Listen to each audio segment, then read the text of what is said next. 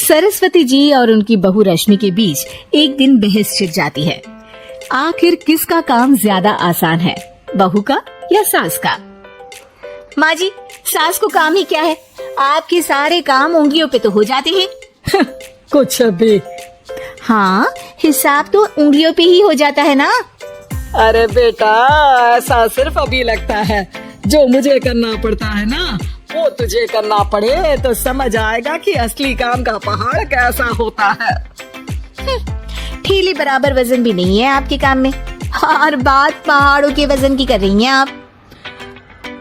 तू ऐसा करती ही क्या है घर में बेटा, ये तो बता मुझे। मैं थोड़ी ना कुछ करती हूँ, सब जादू से हो रहा है इस घर में। अरे एक दिन मेरा काम करोगी तो समझ आएगा। Okay okay, shut up. कल से मैं घर के काम करूंगी और तू मेरी जगह हर चीज का हिसाब रखना, ठीक है? ठीक है, ये भी कर लेते हैं। ये सास बहू की डील के बारे में रश्मि के पति अमन को नहीं पता था और ना ही अमन के पिताजी सुरेश जी को। पर गेहूं के साथ साथ जैसे घुन भी पिस जाता है, ये दोनों भी पिसने वाले थे।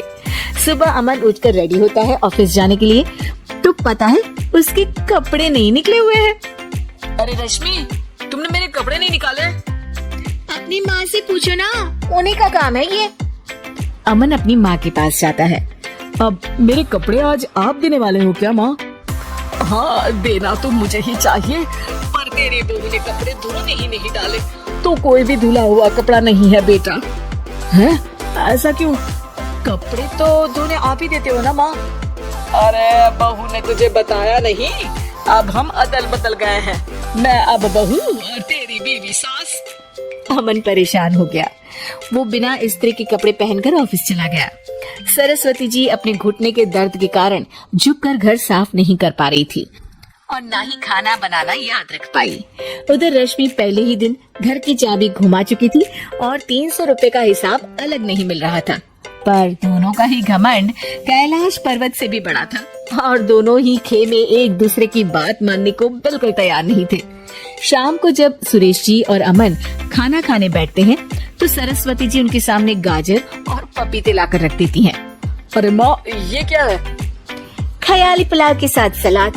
माँ जी खाना बनाना भूल गई लगता है।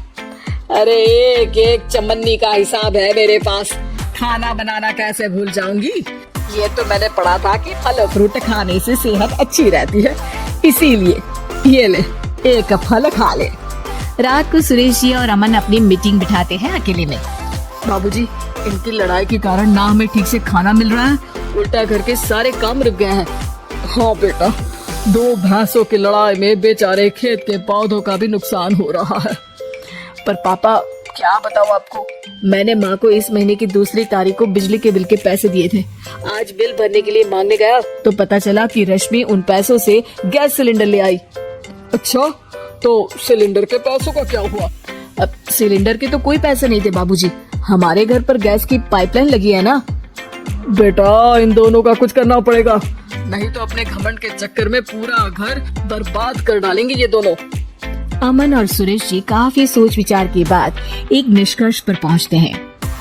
रात ही को दोनों अपनी पत्नियों की अलमारी से नई साड़ी निकालते हैं और सुबह जब रश्मि और सरस्वती जी उठते हैं तो देखते हैं कि दोनों पति साड़ी पहनकर चढ़ाव पर सब्जियां काट रहे हैं। अरे ये सब क्या हो रहा है? क्या हो रहा है मतलब? आप दोनों अदल बदल हो सकते हो तो हम क्यों नहीं? अरे क्या मतलब? नहीं नहीं, मेरी भी बचपन से किसी की बहू बनने की इच्छा थी, तो आज से सरस्वती तुम बड़ी बहू, मैं मिडिल बहू और अमन छोटी बहू। अरे लेकिन सब घर पर बैठ जाएंगे तो कमाएगा कौन? ये घर कैसे चलेगा? अब वो तो भैया या बाकी लोग जाने, अब हमने भी अदल बदल कर ही लिया है तो कुछ नहीं हो सकता। रश्मि और सरस्वती जी को समझ में आ जाता है कि उन दोनों की आपस की डील की वजह से इन दोनों को बहुत तकलीफ हो रही है और उनके ईगो ने दूसरों को कितनी यातनाएं दी है। अब असल में माँ जी आप सही थी, सास बनना बहुत मुश्किल है। अरे हाँ बेटा, और तू भी, मुझसे तो नहीं हो पाया सब घर के काम, वापस बदल ले क्या? हाँ बिल्कुल माँ जी, और अब आप दोनों भी बदल लीजिए, कोई आ गया तो आप दोनों को देखकर क्या सोचेगा? अच्छा है, आप दोनों के समझ में ये बात तो आई, मैं फटाक से कपड़े बदल लेता हूँ। अरे रुक जा बेटा, एक फोटो ले लेती हूँ तेरी। मेरी बेटी होती तो तेरे जैसी ही दिखती साड़ी में। और मेरा फोटो नहीं लोगे?